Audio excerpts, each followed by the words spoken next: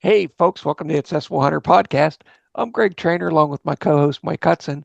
And today we're having a really special podcast. We've been following Bryce Fauskee from Wyoming Disabled Hunters for quite a while. And we're just thrilled to talk with him and hear the amazing work they're doing. But first, Mike, what's going on in South Carolina, brother? Man, we're just living the dream, man. We've had PT students all this week. We've broke down and they're coming in three different segs of groups. So I think Tuesday we had 10 or 11. Yesterday we had 10 and I think we got 10 today. They'll be here from 1 to 4:30, but it's always a blessing we're able to talk to them about SCI life. And then these are the next year's practitioners. So, we can give them life full stream and it's just a blessing to be able to talk to groups like that. Dude, I know you've been busy because I haven't called you for 3 days, and that's usually very unusual, I should say, because we generally talk every day or every other day. Absolutely. Even though you're in South Carolina and I'm in Pittsburgh, we communicate pretty good. It's always something, man, and that's what makes the disability community so special is people don't realize how small it is. Yes, Once you sir. start breaking it down and you start talking, it's somebody knows somebody. It doesn't matter where you live. That's right. That's right. Bryce, thanks so much for coming on the podcast today, bud. Like we said, we've been following you for years. I mean, the great work that you and your organization are doing. How's everything going in Wyoming today for you? Going good. Thanks for having me on. And actually, I've been kind of following you guys for a while too. So this is great. Yeah, happy to do it. Bryce, you guys are wide open out there, man. I love seeing it. Not only just the harvesting of animals, because you guys have got some amazing animals. We're from the southeast, and here you are. You guys have got it all. Yeah, we're pretty fortunate. Yes, sir. Bryce, for the folks that aren't familiar with your organization and maybe haven't followed you, would you mind introducing yourself a little bit, telling a little bit about your outdoor experience and how you got started with Wyoming Disabled Hunters? Okay. Yeah. So, um, for me personally, I've been hunting ever since I've been old enough to legally do it. I started with rabbits at age like 8 or something, and then um, started with big game at age 12 because right about the time I was turning 12, they dropped the minimum age from 14 to 12. So I was pretty excited about that one. But so, yeah, I've been blessed to hunt elk, deer, and antelope for several years now with my dad. He's been my hunting buddy for life. So it's been great that way. And started with Wyoming Disabled Hunters from the very beginning. We started in 2008 and had our first deer hunt in 2009, and I've been on the board ever since. So, yeah, it's been a great ride. Absolutely, man. You guys are really doing it well, and everybody that I know that has interacted with you says nothing but amazing praises. You guys bring them into camp, take good care of them, and it's not always about harvesting. We want our guests to understand that's the coup de grace, if you will. That's an opportunity to do it, but just getting out and the way you guys get those folks out is phenomenal. So kudos for that. Thank you. Yes, sir. Grace, you grew up with a disability, and I don't know if you're comfortable telling everybody about it, but would you kind of talk about what motivates you to get outdoors and still being able to do so much? Yeah. So my disability is spina bifida, Mm. which is a birth defect where my spine didn't close. Well, I was born with my spine actually open, so then it causes all kinds of damage to the spinal cord, of course. And sorry, what was the other part of your question? Oh, just growing up, how did that impact you and getting outdoors with your dad? I mean, you've been hunting since you were age 8, and that was, Hmm. way before the ADA and accommodations. And maybe how did that impact you getting outdoors with your family? Yep. I've been really blessed with the parents that I have. Any crazy thing I wanted to try and do, it wasn't a question of if we can do it. It's just okay, let's find a way, and we've always found a way to make it happen. Usually that.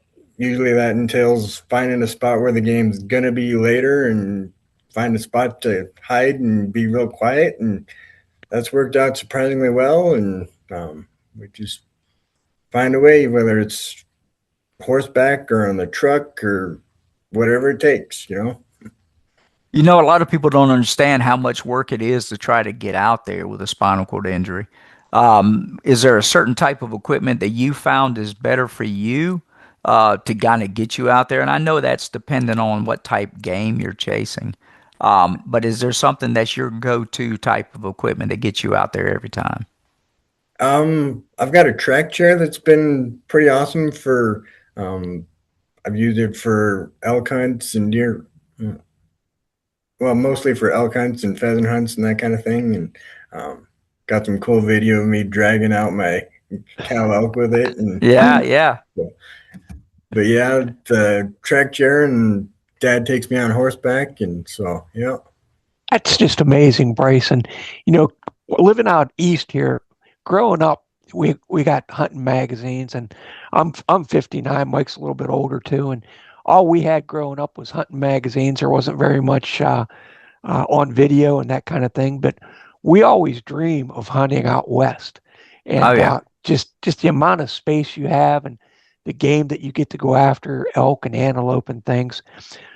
A lot of people come from the east and go out hunting. And what's some of the differences that you see, or that you have to kind of tell people how it's going to be different on a Wyoming hunt as opposed to a Pennsylvania deer hunt?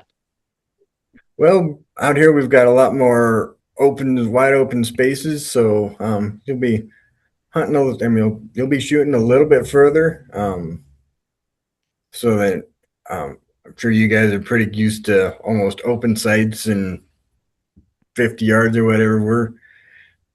We're not hunting real far. Like my typical shot's like 200 yards, so Okay. not terrible. But along with that extra distance, you got a little extra time to, you know, get ready and get things just right. So that's a little bit of an advantage we have, I guess. Yeah. So Bryce, being out that way, what elk, dude, is just off the chart. That's my dream animal. I've yet to be able to hunt elk. We don't have it in South Carolina. I had an opportunity in Pennsylvania one time. I didn't have a tag for elk, so I'm glad I didn't pull the trigger on it. But but what is your go-to? Do you guys have mule deer? I know, and some antelope. Antelope's one of those quirky animals for people who don't know it. Those guys, they can move across some property pretty doggone quick. Um, Yeah. and so if you were going out and taking somebody new, what would be the thing you would tell them as far as, pause or hesitation or watch the animal and give them X amount of time? What would be something that you would give advice to? Um, I think Fred Baird said it best. Don't look for deer, look for movement, and that's There what the you deer go. is looking for too. So I've actually had that work out for me once or twice. It sees something in the trees, and what the heck is that? And I stare at it for a while, and sure enough, that's a deer. And then I don't think I got that particular deer, but on the other end of when he says, that's what they're looking for too, that tells you, hey, just settle down, don't move, stay quiet, stay still. You're gonna be fine. You're gonna do pretty well. So Yeah, Yes, yeah, yeah. sir. Yes, sir. Great advice, man. Bryce, you guys have taken hundreds of people out, probably thousands of people. And if somebody had a disability and wanted to apply for a hunt with Wyoming Disabled Hunters, how does that go about? Take us through it from beginning to them, leaving camp.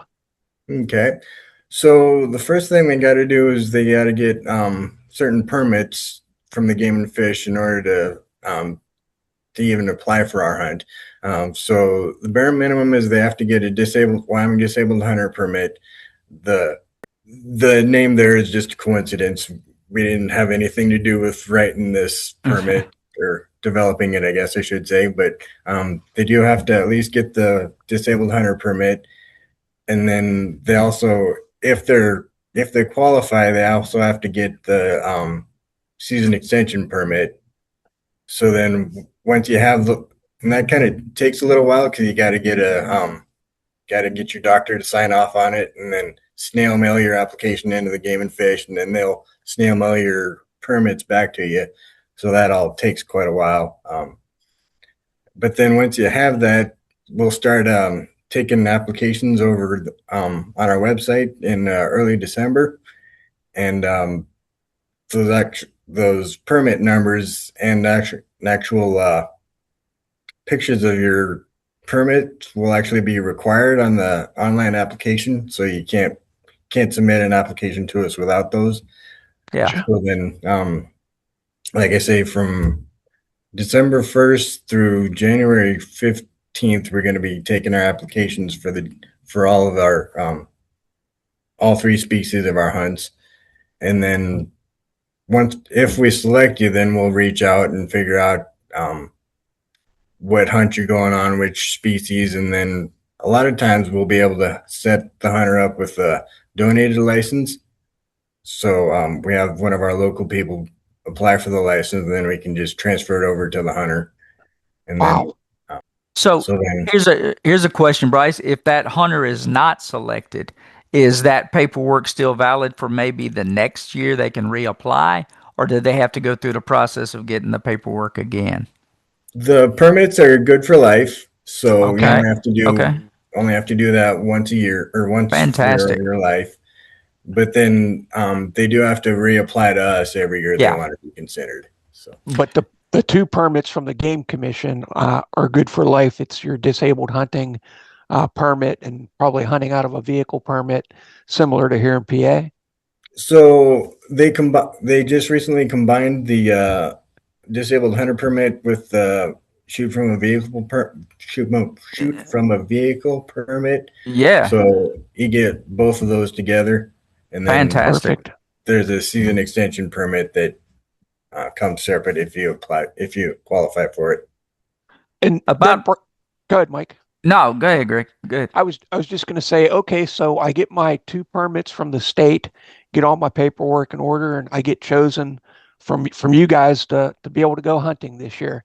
I fly in, I assume, because driving out from Pennsylvania would be a couple of days excursion.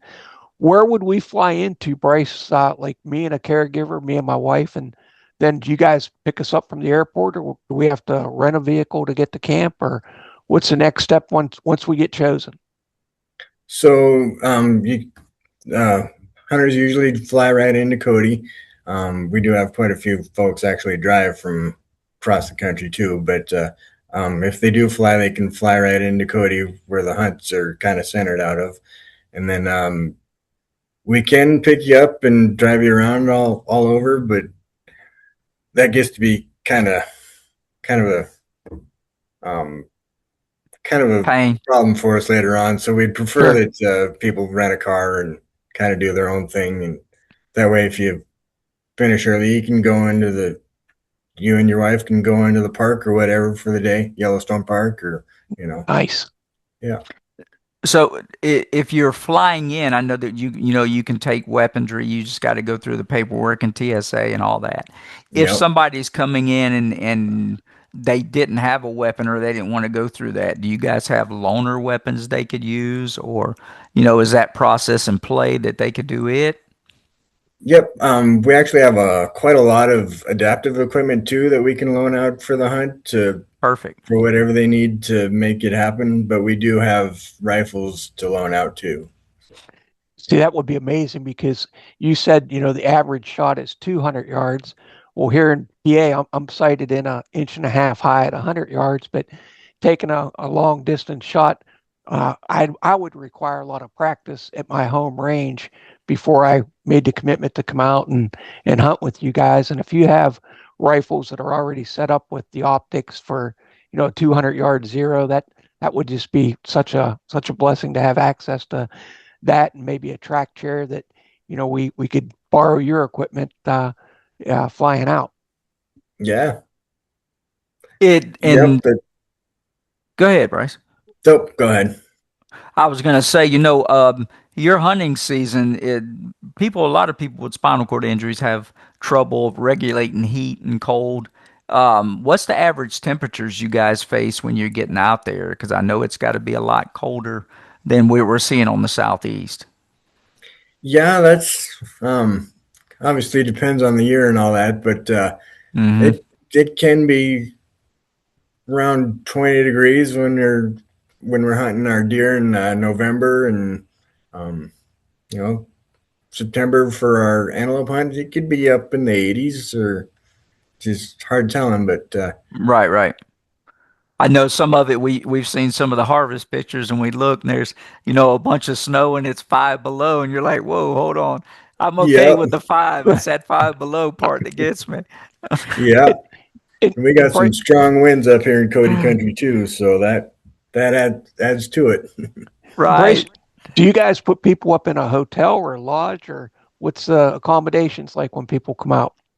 So for our antelope and also for our deer hunts, those are pretty big hunts where we have 6 or 8 hunters come in at one time. So then we rent out a huge kind of a verbo type deal, just Yeah, a big old house that we everybody stays in, and we cook our meals out of there. And so Nice. it's great camaraderie. People stay up all night talking about disability life and just life in general, and make some good friends that way, and it's pretty awesome. But That's then for our elk hunts, those are usually one or two at a time, so we'll just put them in regular hotels too. But gotcha. yeah, I was gonna Just say, you got animals all over the place, and so I'm sure you guys got some land lease, or you working with neighbors or different properties. How's that go about? Is where, we're so used to deer, where you can set up a deer blind and you kind of know where they're coming at. Antelope does it work that way with antelope for people that have never hunted? I've never got to hunt an antelope, so are you setting up around water sources or food plots, or you just know kind of where the animals are at? so we're hunting antelope with rifles. So generally, we'll just drive around in trucks and, excuse me, kind of spot one and sneak on up with to it with the truck and shoot it right out of the truck. Generally speaking, and then for deer, we'll hunt out of ground blinds on private ground. So then talk to the farmer, and he knows, okay, there's a nice buck that hangs out around this corner of this field most every morning, and so we'll Yeah. set up there, and so Bryce, we're we've been talking only about 15 minutes, and I just can't get the smile off my face just thinking about the number of people's lives you change, getting them out there in these, I want to say, magical hunts. I mean, growing up, we always dream about hunting out west, and for you to take somebody with a significant disability and all kinds of disabilities. I mean, it doesn't have to be a Mm-hmm. spinal cord injury. I know you Right. deal with people with vision impairments and everything else. And for the volunteers, and you must have a lot, like how many people volunteer to make a hunt like this possible for people? oh,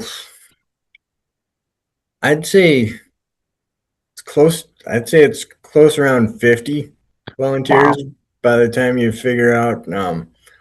We've got several couple house mothers in the that Verbo we talked about, cooking all the Yeah. meals and taking care of everybody there, and then you got guides and just on and on and on. People making, bringing in food and making food, making sack lunches for us, and it's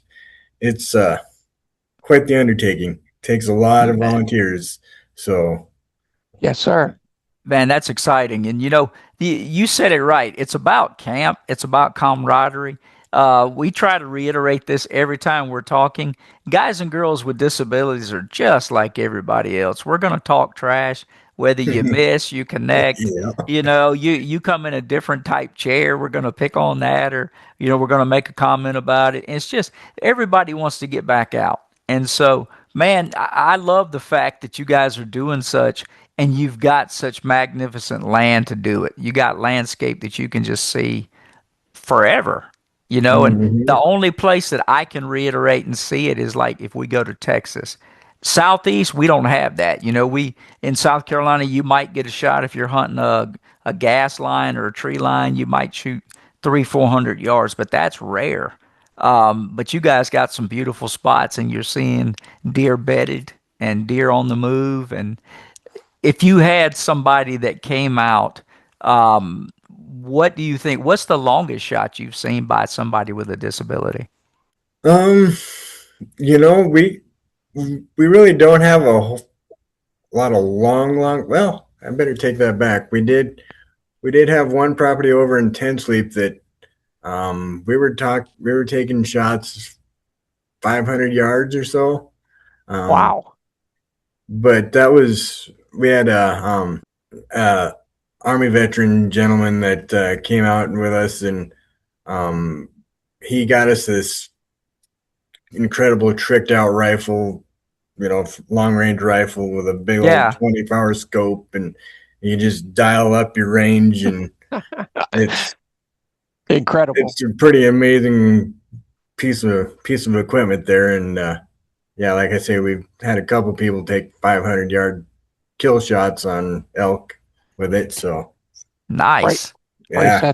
that's amazing, buddy. And of all the hunts that you've taken people on and participated, is there one or two that stand out in your memory that, this is what this organization's all about, and this is the type of story that people need to hear?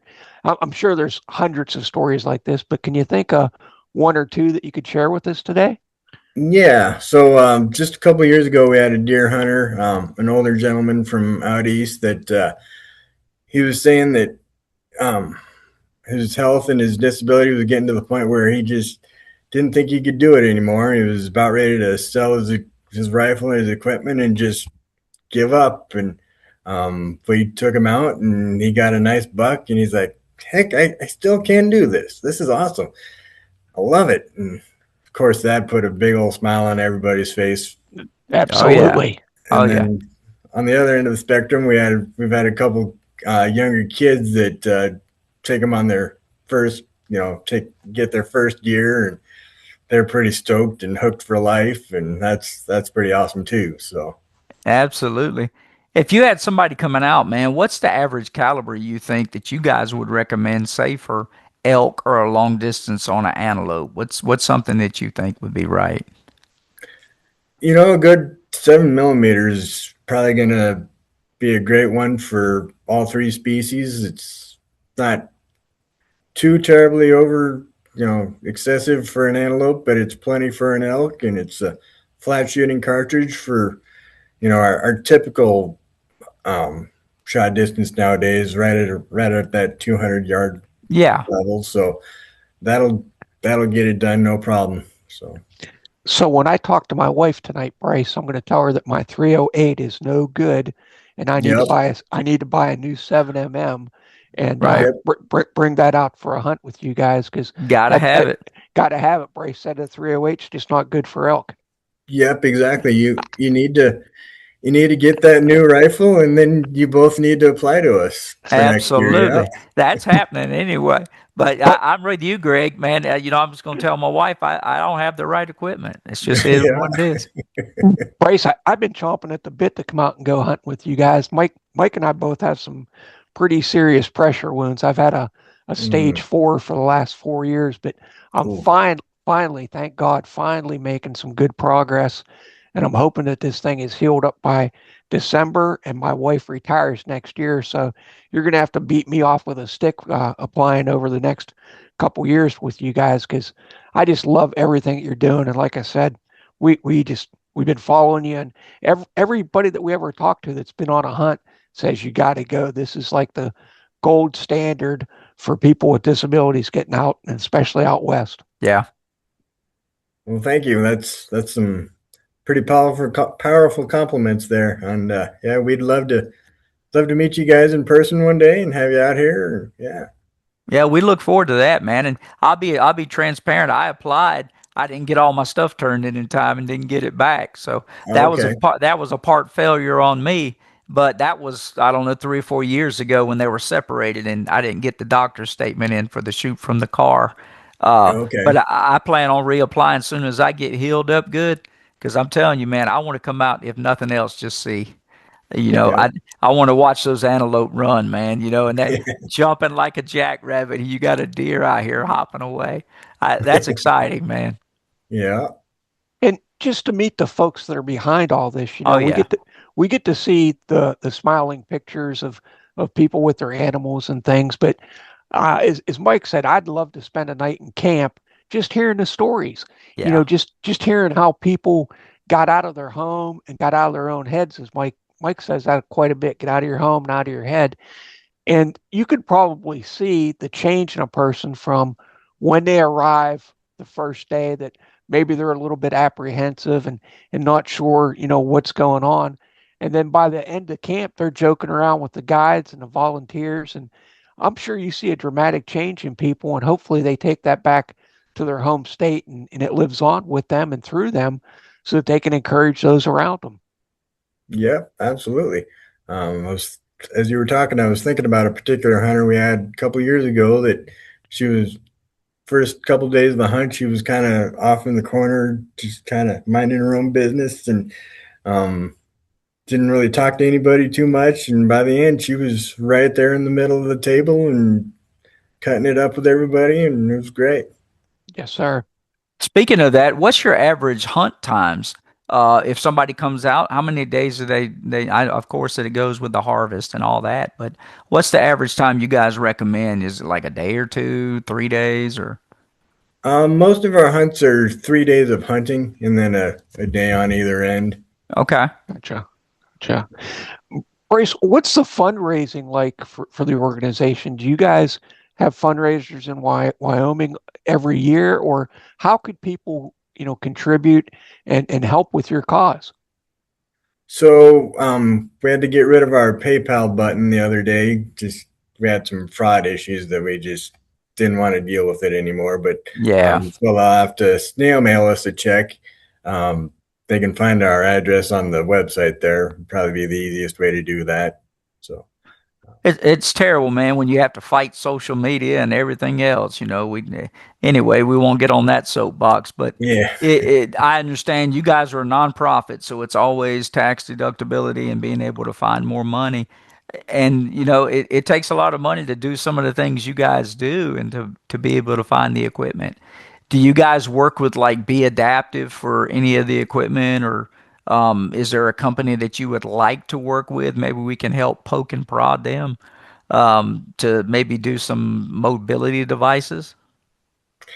we have bought a couple Be Adaptive devices over the years. The bite triggers and chin mouse and the sip and puff triggers and the whole Yeah, thing. yeah, yeah.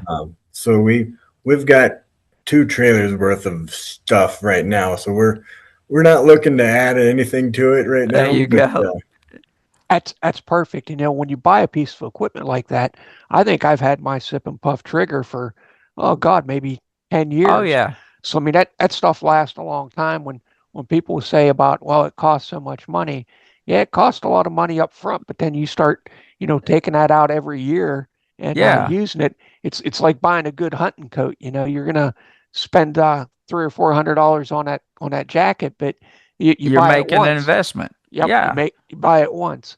And Bryce, volunteers, I mean, I'm sure you have a lot of long-term volunteers. People have been with you since the start in 2008. Um, what's the characteristics like of the folks? Are they mostly local, or do you have people, coming in every year to hunt and help out? Or what's the volunteers like at your organization?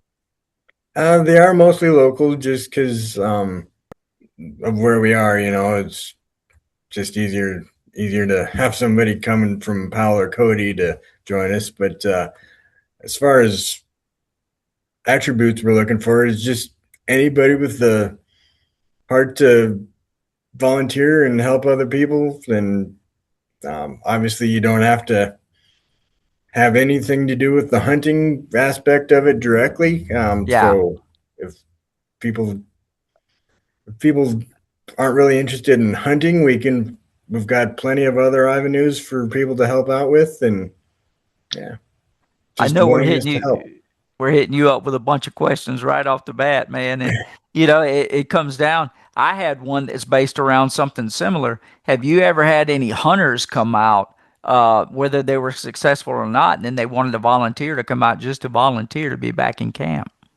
Yeah, we've had that a couple times where Yeah, somebody got a deer or whatever with us and come back and was kitchen help or something like that. 100%. Yeah, It's Yeah, all about building that community, man. That's awesome. yeah. definitely, definitely. And when you say local volunteers, you guys might be driving 3 or 4 hours and Oh considering that yeah. local, depending on where that person lives. It might be a 2 hour drive to get back to the camp or whatever. Yeah, yeah. Out west here, local is kind of a broad term, but Oh yeah. Yes, Yeah. yes, yeah, sir. When I lived in Kansas, we used to ask, "Is it a cooler trip or not?" Yeah. Or when we're driving far enough, we got to bring a cooler with us, or is this going to be a short trip? Right. yeah, Greg, we got to remember we're southeast, dude. Then local's a subjective term. Yes, it is. Yes, it is. Bryce, what do you guys got coming up next? What's the process over the fall? Are you starting to get blinds ready for fall hunting now, or is this your downtime right now? um, what is this downtime you speak of? There you go. Call him we out, Bryce. Yeah, we're working all year round to get things figured out and get things in place for the hunts, and um, we'll meet every single month for a couple hours each time, and Yeah. um, there's always plenty to do. I know you Yes, guys sir. are swamped in the fall, man. Is Yeah. there something you guys do different in the spring? So springtime, we're kind of like we just last weekend we went through all of our equipment to make sure it's all still there and all still in good working order, and replace some things and fix some things, and um, doing a little fundraising with grants and that kind of thing, and Yeah. That's So it's that's all building up for that next hunting season. yeah, Gotcha. it's kind of like what I guess all hunters do is, at the end of the season, you look what worked for you, what broke, what you have to replace, what you have to save up for the following year.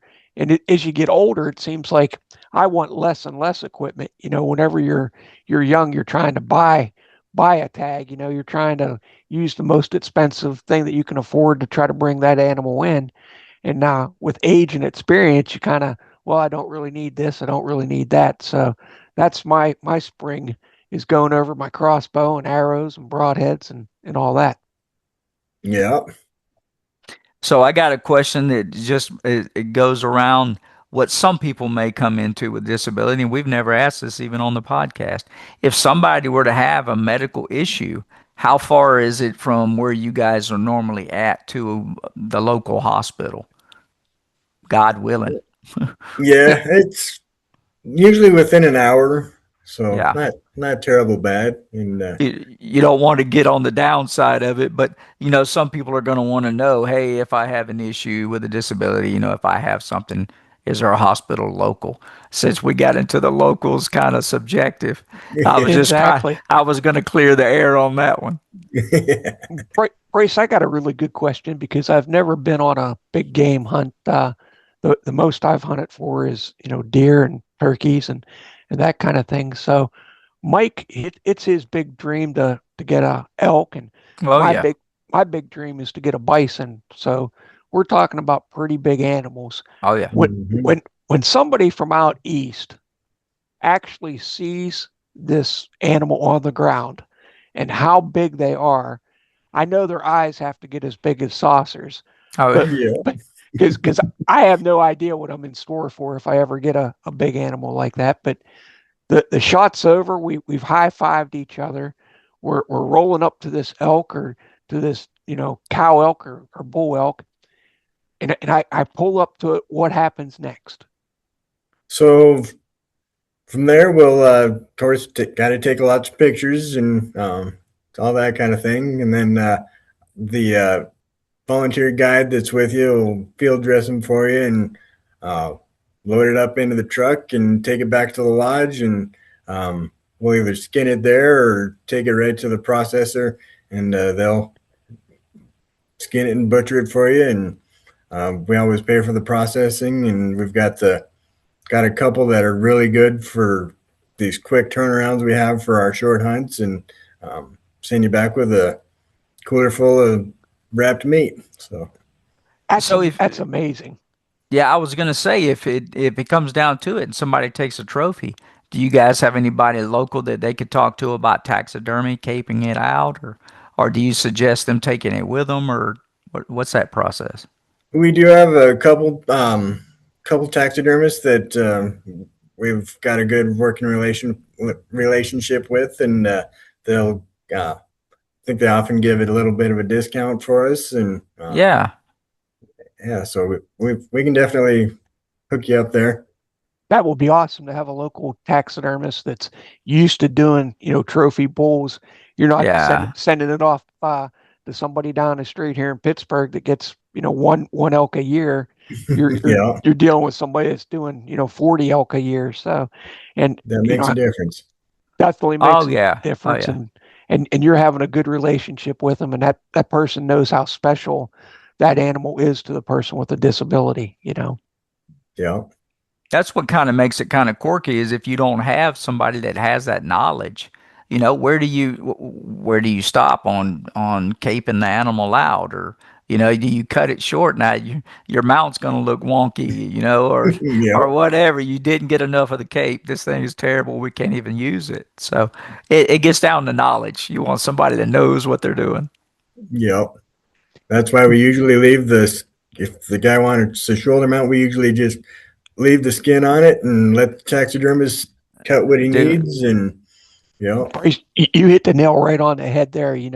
Cut back as far as you can because yeah, you can't put that skin back on. So yeah, leave that cape as far back as you can and let the taxidermist decide and turn it how over to to do the that. pro. That's right, brother. That's Let the right. pro handle it. Bryce, do you guys have any new programs or anything that you're doing different this year that you'd like to talk about? we're kind of just in a holding pattern right now. We're not really ready to take on anything new. I don't know what we'd really take on new at this point. Um, the only other species out there would be like moose, and those are once in a lifetime tags, so I don't see that ever happening. But maybe we'll add more elk, deer, and antelope hunts in the future. So So you guys have moose out there? It's just a lottery type system, or yeah, yep, okay, yeah, And about how many hunters do you guys take out every season, Bryce? 20, 20 20. every year. That's Okay, fantastic, buddy. That is fantastic. Well, Bryce, I got one other question for you. I know you're a busy man, and we've been talking your ear off, but we love what you're doing, buddy. We absolutely do. absolutely. If if you could tell people what this program means, what accessible hunting means for people, getting people with disabilities out, what would you tell people why you do it and what it means to you? It's just great to see the hunters and see how excited they are when they come back after not come back after a successful hunt. But it's it's also just great to watch people get away from the daily life, for 3, 4, 5 days, and forget about all their medical troubles and their blood tests they got Yep. coming up next and the doctor's Yeah. appointment they got next week, and on and on and on, and just get away from all that crap and just have fun.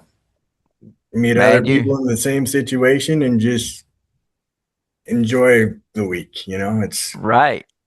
And you said a mouthful, man. It's about disconnecting. Let that stuff go for a little while. I mean, it's still going to be there, and you don't have to have the exact same injury as somebody. We're all going through something. Just decompress, pop it off somebody, chat it out. Hopefully, you guys don't have great phone servers, so they're not over there TikToking the whole time, and you getting somebody out and just looking at animals. And so yep. that was going to be my last question for you. How often, Bryce, do you guys just get an opportunity to watch a whole herd of antelope or something before you make that determining shot? Oh yeah, that happens quite often actually. You just I think He's that would be the beauty of hunting out west is you just got an opportunity to see animals a lot longer. yep, especially in the blind. You're sitting there. They got to come to you, so you might see them a quarter mile away, and like, well, there's a nice one in there. Yeah, the You got to wait is watch him for on. another hour until he gets here, and that's kind of neat, you know. Just hoping and praying and chomping at the bit that they come the right way. That's all. Yep, You'll find out if you got a heart issue, that's for sure. yep. Bryce, what's the best way for people to get a hold of you and the organization to apply? So they can leave us an email through our website, WYOMINGDisabledHunters.org, or we're on Facebook and Instagram. They can leave us a message there. Probably the easiest way to go. Fantastic. If you wanted to leave somebody with some parting information on maybe a new injury or somebody that just got, a diagnosis of their kids got spina bifida, what would be that long term, Bryce? Anything, anything you want to do, there is a way. Just all you got to do is find, find the way, find the equipment, find the right people to hook you up with, and get after it, man. Don't don't just sit back and, oh, I wish I could and maybe I will, and just get after it. Find a way. There is a way to get Bryce, out and hunt or whatever you want to do. Bryce, we get to talk with people throughout the country every week, and man, there's just certain special podcasts that will stick Yeah, with Mike and me, and having the opportunity to talk with you, and we've never talked before, so this was our first opportunity to talk with yeah, you. But my God, we just love what you guys are doing, and you can tell that you understand how important it is to get people out with disabilities, and just the great work that you and the volunteers are doing. Please mhm, tell everybody in your organization how much we appreciate what you're doing and how we think the disability community sees you guys, and just the feedback that people are talking about. Incredible work, brother. Incredible. Thank you. Thank you so much. And I thank you for leaving that bit of advice, man. That's what it's about. Life goes on. It's going to look different. We just got to figure out ways to keep pushing forward. Yep. But Well, go folks, ahead, brother. we appreciate you tuning into the Accessible Hunter podcast today. And Bryce, again, thank you for everything you're doing. If you have questions about going out hunting and wanting to apply for these hunts, apply for your permits early. Get these once in a lifetime certifications, and you may not get picked on your first outing, but just keep being patient and keep applying. And Bryce, Yeah. thank you so much for everything you're doing. And I'll give you guys the final words of the podcast today. Leave them with it, Bryce. I appreciate your time, taking time and effort. I know you guys are getting ready. Your season's getting ready to kick off here shortly. But thank you so much for your time. But hey, man, this is up to you, brother. It's all about you today. I just appreciate you having me on and helping me get the word out, and hopefully get a lot more hunters out here to have a Oh, hunt of yeah. a lifetime with us. We're looking forward to that. Well, I'm sure we'll get a lot more guys and girls wanting to reach out to you because they're always hitting us up asking where there's some good hunts and we point them your way. I sure appreciate that.